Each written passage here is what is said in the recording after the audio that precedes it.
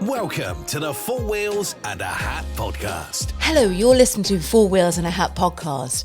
Mike, this is our part 2 with the gorgeous Sarah CAWOOD. Part 2, yes. Part 2. Oh, so you just when we were just before pressing record there, you were talking about why people will be intrigued to see you. Of course, the people that used to watch you on the TV, but also what else do you do that I absolutely adore?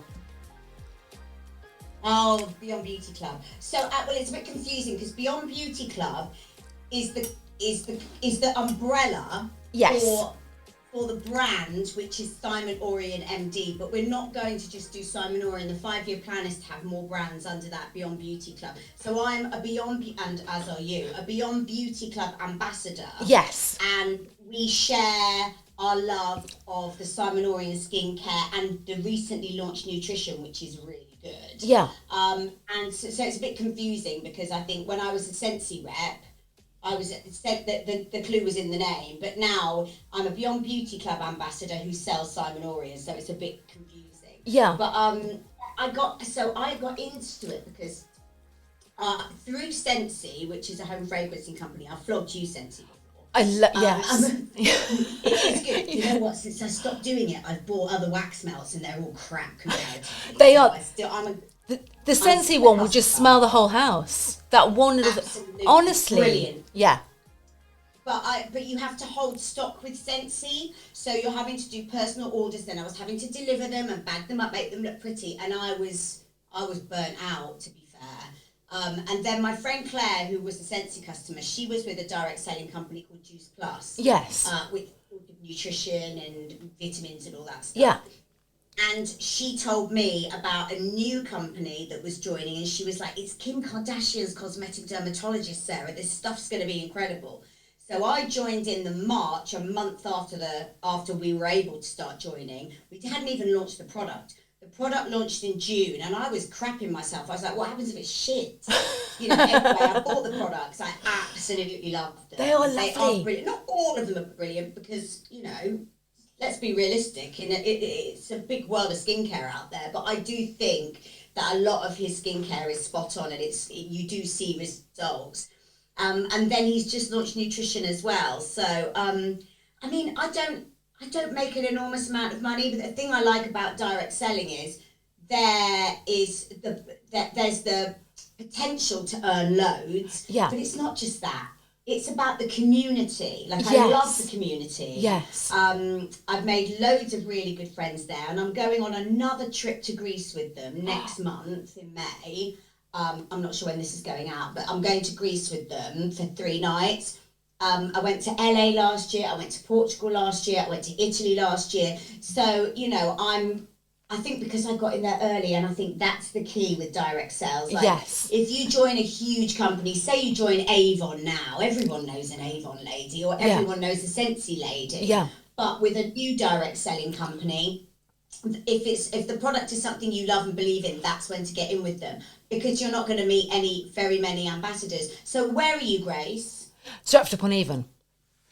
That's it. Of course you are. So, you know, you're probably the only Beyond Beauty Club ambassador in Stratford-upon-Avon. Yes, yeah. And the company, like, if it keeps on spreading and growing, as we hope it will, then 6 years down the line, there might be 35 Beyond Beauty Club ambassadors in Stratford-upon-Avon. Yes. They'll be your teammate. Yeah. So, but you will have found your customer base by then. So that was why I wanted to join, because I'm not stupid. And multi-level marketing, the thing is, people think that the people at the top are the big, well, they are the big earners. But it's like the CEO at the top of Tesco's. You know, you've got shelf stackers at the bottom and CEOs at the top. It's the business model works. And actually, if you're our number one ambassador, Emma, who's lovely, she's probably making more money than any of us. Well, good for her. She started the company. Well, she didn't start the company, but she was the ambassador number one. Yes. And she puts her heart and soul into it. Yeah. And also you do your other... I have no problem with the levels, with the multi-level. Yeah. But also, like any company, there's boom and bust. So actually, with multi-level marketing, a company will grow and grow and grow and grow, and that pyramid will get bigger and bigger and bigger. Yeah. And then what happens is something happens to the reward plan or something happens, you know, so that's usually just an innocuous thing will happen and loads of people would just go like after lockdown when everybody was furloughed, Sensi had loads of new people join, then everybody went back to work and nobody could do it anymore, so loads of people left. Yes. And then it goes back to being a non-saturated market again. Yeah. So actually it swings backwards and forwards. So it's like peaks and troughs, isn't it? It just people still join Tropic. Yes. And Tropic's, I love Tropic. People are still joining Tropic. Tropic hasn't caved in on itself just yet. No. There are girls making livings out of Tropic. Yeah. I'm making a good living out of Beyond Beauty. And I just, you know, I'm on a beauty page. I don't know if you're on it. It's Sally Hughes on Facebook, and I love Sally. she's so and Are you on her group? I am. I really like her, and I like Caroline Hirons as well because they're like you, honest. Yes. I like honest people about skincare. You know, not just Absolutely, saying, "Oh, they're it's going to brilliant. clear your lines" or whatever.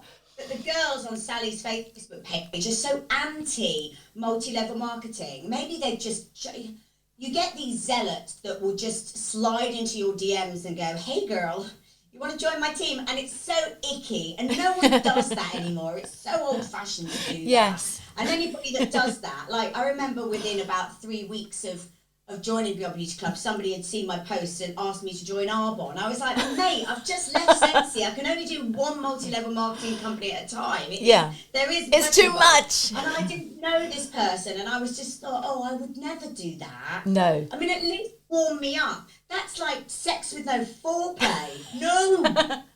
Mike, would you agree, you see? First with just a couple of conversation starters. Don't just ask me to join your team. And also, when you asked me, you actually gave me samples. You actually, you know, we were talking anyway. We were friends on Instagram anyway, and so it wasn't like a cold thing. It wasn't like, oh, will you be an ambassador? Yeah. You know, it wasn't like that. And I tend to be quite relaxed about my team members as well. Like, if it's because I realise most, like I was talking about before, we're all so busy. Yeah. And sometimes people have a romantic idea of, you know, they think they'll put one post out and they'll suddenly make £1,000 a month. And it's all about consistency, I'm afraid. You do have to put a little bit of work in, and you do have to, you know, reach out to people, like have a party, invite your friend and just to try it. It's just say to them, you don't have to buy anything, but have a little gathering. I have gatherings all the time, and my friends are really supportive, and sometimes they come and drink my fizz and eat my food and don't buy a thing. Yeah. And that's okay because they've come to support me. And that's where it starts. It's called network marketing. So your network, and then your network's network, and your network's network. Yeah. Basically, this model must come from somebody saying, well, hang on a minute, word of mouth really work for promotions. But isn't that how all shops do that though? Business, make that into a business model. Yeah. But if you think about it, all shops do that. You know, all businesses. So it's not just direct sales. They all do it. No. And also the thing about Beyond Beauty Club is it's an affiliate hybrid scheme. So I've only got a really small team. Like literally I've probably got 2 girls that are actively like bringing in more than a couple of hundred a month. So a really small team. I've earned all those trips and my free shakers and what have you purely from sales. Yeah. So, and that's what Dan, our president, wanted. He wanted something where people could still win, as it were. Yes. Even if they didn't want to build a team. Because I think, of course, there's more money in building a team. But he wanted people to be able to still earn good money just from sharing the love of the product. Yeah. As an affiliate code, which is, I shared my affiliate code for Simply Cook yesterday and got myself 2 free boxes. Yes. You know, one of was my mum signing up, but we'll ignore that. And my Fussy affiliate link, I make probably a tenner a month from Fussy. And so the affiliate thing has really taken off, and Beyond Beauty Club is an affiliate direct sales hybrid. Yeah. So there is absolutely no pressure for you to recruit. I hate that word, but to get people to join your team. Yeah. You can just have fun selling the products and making a couple of £100 a month. Yeah. But I think if you've got a good product like Beyond Beauty is, then it sells by itself as well. With you selling it, but you don't have to make sure that you're sharing people's testimonials. Yes. You know, but the amount, I mean, I do get quite a lot of people that will slide into my inbox and go, oh my God, Sarah, that skincare is amazing. And what I'll do is I'll be like, can you just write that down so I can share it, please? Yeah. It's funny because people, I think, we are all so jaded in the last few years of being sold to, especially by influencers. Yes. That actually nobody believes anybody. I mean, honestly, nobody, but they're all like, she's probably put a filter on that. Or, yes. You know, and I'm quite open about the fact I've had Botox. I would never lie to anybody about that. But that's what I put in my skin. The way my skin is, the glow, is the skincare. It is. And also you'll do reels and like videos with you without makeup, and then you do it with, and the skincare. And so you're very, very honest, but your skin is beautiful. You have gorgeous skin. Now, I have to say, Gracie, I did a reel yesterday, just a quick one that I put up today, and I look literally hanging. But I just, if I literally watch this, if I turn crap, better. That's because that's got natural light on me, and that's got shadow on me. So, you know, it's like, there's only so much you can do with, and I just have to trade on. There's this, let me just plug me in so I don't, so the computers and well, it's like I've got lights all around me. I feel like Joan Collins, like with all these lights everywhere. Oh, you God, know, you're gorgeous, babe. Absolutely gorgeous. Thanks. Honestly. And I've always said, and anybody listening to this, I just think you'd be such a great voiceover artist. Oh, I'd love to do that. Run a Lumley and run for her money, don't you? That's what I said, isn't it? Yeah, you did. That's what Mike said. I said she's like a cross between Joanna Lumley and Sophie Ellis-Bextor. I'd love to do that. Maybe with a touch of Mariella Frostrup. Oh, yes. Oh, I love you guys. But you do voiceover. You've done voiceovers. You do voiceovers and things. Well, I did. Yeah, I did. And I still, my bread and butter job, that I do it and I know I'm going to get my paycheck every month. I still write script. I write and announce on Challenge. I don't know if I've ever told you this. So Challenge is where all the reruns, it's on Sky, and it's a channel where the reruns of The Chase and Who Wants to Be a Millionaire and Bullseye and all these game shows are. Some people absolutely love it because they love The Chase and it just plays The Chase like day in, day out. Yeah. So I write twice a month. I write about 25 small scripts, and then my producer checks them, sends them back, and then I record them at home upstairs. And it's just me saying, you know, get your lifelines in play because we've got a slice of classic Who Wants to Be a Millionaire coming right up. And if you head over to Sky Mix, then you can watch SWAT or whatever. Yeah. Obviously slightly better written than that. And I love that. And it's still like a little tiny bit of telly. Yes. But that's the only voiceover gig that I do, and it's funny because that all dried up when the TV dried up. So I'm really lucky and I'm really grateful that I still have Sky. Yeah. But yeah, you drift out of fashion, and I mean, my voice hasn't changed, but all of a sudden I'm not doing any voiceovers anymore. It's funny, isn't it? It's just, well, personally, I think it's probably ageism. But it shouldn't be. Television is terrible for that. Yeah. But radio isn't. Radio. Well, radio isn't, but I never got into radio. And it's funny because I never got into corporates either. Like loads of my peers used to do the corporate circuits and they would be hosting, you know, Norfolk's Business Awards or whatever. Yes. They were really good earners. Yeah. But I never got into that. I think I was probably slightly mismanaged when I was younger. But you know what? You can't sit and bemoan what didn't happen. No, you can't. Would you ever bring out your book? I think you need to bring out a book. Mike's bringing out a book. You know, is Mike got a book coming out? Yeah. Mike's writing his book. So, Sarah, you need to. You need to up your game, Sarah. Yeah, you do. I absolutely should do that. But me and Andy are both freelance, which is a pain in the arse. And as you well know, kids are expensive. Kids, Like, yeah. you know, my daughter's dance fees.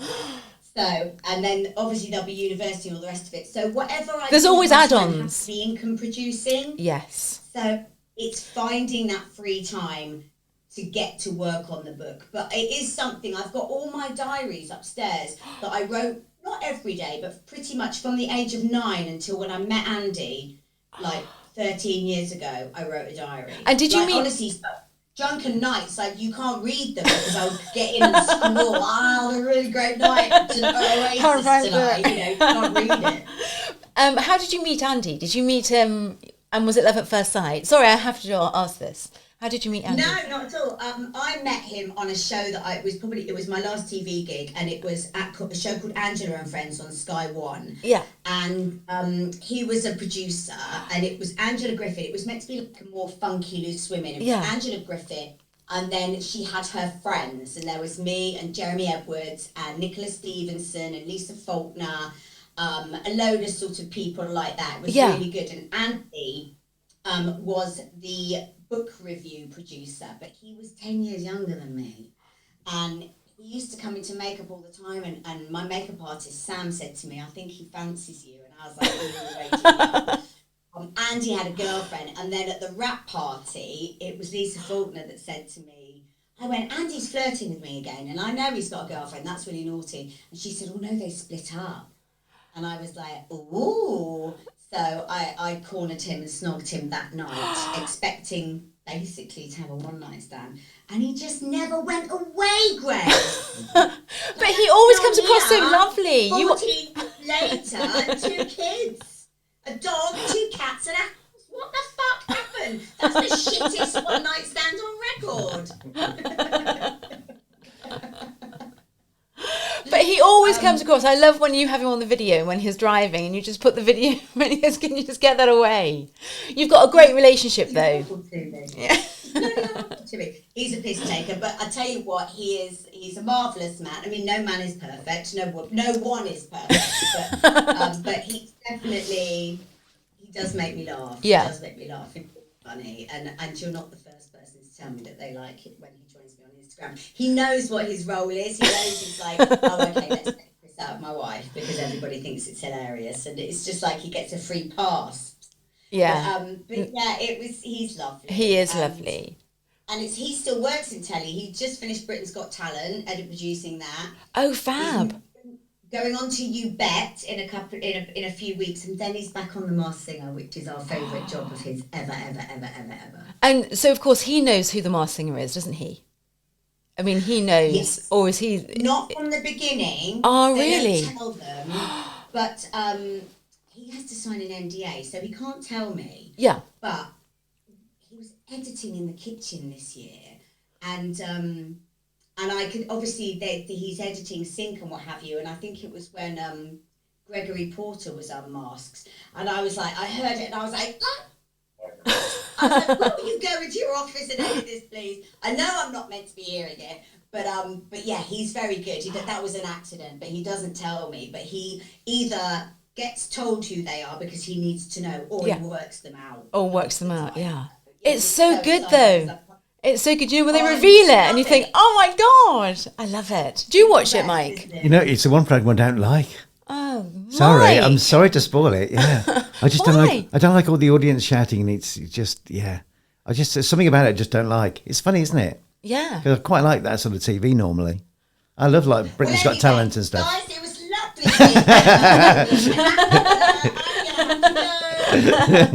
I've wrecked it all. At least I'm honest. No, it's fine. It's not for everybody, but my kids love it. I probably wouldn't watch it, but they love it. Yeah, so, I do. And they're so proud that their daddy works on it, so we sit and watch it as a family. No, it's fantastic. And also, so Britain's Got Talent, he works on that as well. Yeah, he's just finished on it now, actually. So is it still going? Yeah, the final hasn't been yet, has it? No. So he must have been editing the packages, like the VT packages. So he's not doing the live shows. Yeah. So yeah, he went on a recce yesterday with the You Bet people. He said thinks it's going to be really good. So fab. that'll be one to watch. They did a studio pilot with Holly and Stephen Mulhern recently, but it's not studio based because I think they can do like the bets. Yeah. Like the stunts can be bigger if they're not in a studio. Yes. So they're actually travelling around the country filming. So I think it'll be quite... I mean, some TV formats just stand the test of time, don't they? Yeah, they do. People do ridiculous things for 3 celebrities to go, I bet you can't do it. I mean, it's just brilliant. I love it. I love things like that. But I used to love like Bullseye when, people used to, win a boat, but you knew full well that they didn't need a boat. Yeah. No, because they lived in Coventry. You won a boat, and then you say, "Oh, brilliant, that's brilliant." I mean, you wouldn't get that now, but it's a classic when you watch those things back. I love it. I love it. Yeah. Is there a TV program that you'd like to see back that isn't here at the moment? You know, that's gone. I mean, I suppose they were, as we said earlier, like with streaming, there's no event telly anymore, and you couldn't bring back Top of the Pops because music's changed so much, and it's like, it would be like, because if you did it, it would be the most streamed songs. So invariably, you'd end up with one whole episode of Ed Sheeran, because when he's got an album out, he's the number 1 streaming artist, the number 2 streaming artist, the number 5. So it would just be Ed Sheeran. Different songs. Yeah. So it doesn't work the same way it did. But Top of the Pops was brilliant. And now, don't you think Saturday morning telly, something like Tiswas? I was about to say Tiswas was my favourite. Tiswas was brilliant. Genius. Because it was like Rebel. It was like a Rebel, wasn't it? You know, like with the custard pie. Wasn't it? Yeah, I really loved it. Loved it. And then you'd be put into jail as well if you were naughty. You know, and the water's thrown on you. I loved all of that. Yeah. All of that I thought was brilliant. And then what did you have on the other side? You had Noel's Swap Shop, didn't you? Which was brilliant. Yeah, you had Swap Shop, and then it was multicoloured Swap Shop, and then what was the Mike Reed one? What did he do? I can't remember. And then there was Going Live. Going Live I loved, with Sarah Green. Yeah. Sarah Green. Yeah, that was brilliant. And then SMTV, which basically took down Live and Kicking. Yeah, and was that with Anton Deck? Live and Kicking. Was that with Anton Deck and Kat Deely? Yeah, that was, they were brilliant. But I mean, they've stood the test of time. Anton Deck, they're still on there. Yeah. Well, yeah, still do. Didn't they do like a SMTV one-off special recently? I'm sure Reunion they did, with... They didn't. I'm sure they were talking about doing it. With Kat Deely, didn't they? I'm sure they, yeah. I think they did. Yeah. I must have missed that. Yeah. But I think children's TV has changed as well because, as you say, live streaming, you know, you've got all the different, you know, channels and everything. Well, now it's my kids just watch YouTube. Yeah, yeah. No, they're watching Mr. Beast and what have you, and they play Roblox as well. And they play, like, so they will watch people playing computer games. Or the big thing is to watch people falling over. You know, on TikTok, they've all these like videos of I've tripped over. That's a new thing. And prank videos as well. Prank, yeah. All of those things. Yeah, I mean, we've got one of those open plan kitchen diners downstairs, and you know, when Andy's like the king of the telly, so he's in charge. But when he's not here, I'll just happily be making dinner on my own, and the kids will be watching some mind-numbing nonsense. I'm actually going to take my snooze band down. I need to get one of those. Please send me the link, Sarah. This podcast that I know is brilliant. It's called Four Wheels and a Hat. Yeah. Well, I could do it. Thank you, Sarah. Thank you. You talk about kids watching computer games, but one of my favourite shows is Gogglebox, where you watch people watching TV. I think that's a genius idea. It is a genius. I know. Well, I mean, but that's more about the characters, isn't Yes. it? But then so's YouTube. Because I don't know if you've heard of Mr. Beast. Your kids are a little bit older than mine, Grace. But Mr. Beast is I mean, even I will watch Mr. Beast. He's brilliant. Really? So there are a few YouTubers that are really, really good fun to watch. Yeah, there are. But I think YouTube is brilliant. I think that's a brilliant channel and a platform. Yeah. You know, to be on as well. Mike, do you watch YouTube? I don't. Only my own stuff. So we could get Sarah on my channel. Sarah, I do a thing where I interview people in an aeroplane. Yeah. While we're flying. Would you Sarah, That's a no. You'd be brilliant on the plane. So I'm flying the plane and interviewing at the same time. I'd shit myself there. No, it wasn't Costa Rica, it was Belize. Took me to Belize on holiday with her years ago. And we got in one of those tiny planes to fly over the Blue Hole. Yeah. You know, outside off the coast of Belize. I've never been so terrified in all my life. It was like a flying taxi. Yeah. Literally a pilot and then 2 seats in the back for me and Mel. I was like, I have never been so scared in all my life. And I suspect that Mike's plane is like that. It is, yeah. Yeah, it is. Can we not just taxi up and down the runway? Could you drive slowly on the runway? Could you just drive? It's not quite the same, because the idea is we sort of fly over somewhere that's important to the interviewee. See? Oh, I love that. But Yeah. maybe have you killed anyone yet? Not yet. No. It's always a first. Come on, Oh, you could do it. Look, if I came in the plane with you, you see, Mike was promising me and my friend to go to France, weren't we you? were, yeah. Yeah, so you might come on there. Yeah, okay. To be discussed. To be continued. To be continued. Part 3. Part 3. Oh, that would be fantastic. That would be really cool. Is it just small planes you don't like, or is it big planes as well? No, it's just small planes. I don't mind. Yeah, I don't mind the big ones. So, there we go. 10 minutes. 10 minutes. It just flashed up. Time left in the corner. I didn't realise it told me as well as you. I must say that's very good that it tells you. Yeah. Gracie, just while I'm doing this, can I just? Oh, Andy's just been. I'm just going to tell him I'm still on the podcast. Yes, do. You can watch. It's all right. This is marital bliss. I'm on his computer, so he's now ringing on his computer. He's not going to answer. Hey. Hi, babes. I'm still doing my podcast. I won't be long. Gracie's, we're still recording. Right there. You see, Let me just get rid of that. time is precious for him. Time is precious. I better go and be a wife in a minute. Oh, you are. Thank you so much for this, Sarah. In the spare room chatting to you two. Oh, this has been an absolute delight. Honestly, it really has. And I want to meet you in the flesh. Anything that we've missed? I think we've probably covered most. I think we've covered everything. Thank you so much, Sarah. And also, I want to see you in the flesh. I think you're amazing. You're such a fabulous energy. I love, honestly, your style inspo, your like midlife inspo, and I feel like all I've done is fucking talk about myself. But that's what I want, because you inspire me. You really do. You are beautiful inside and out. Girlfriend. You're gorge.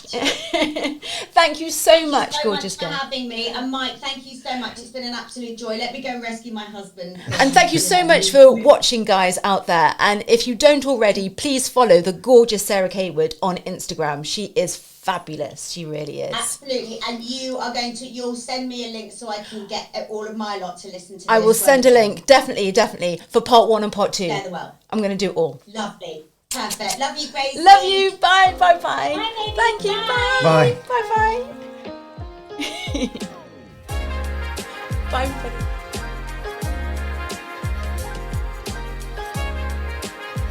You've been listening to the Four Wheels and a Hat podcast.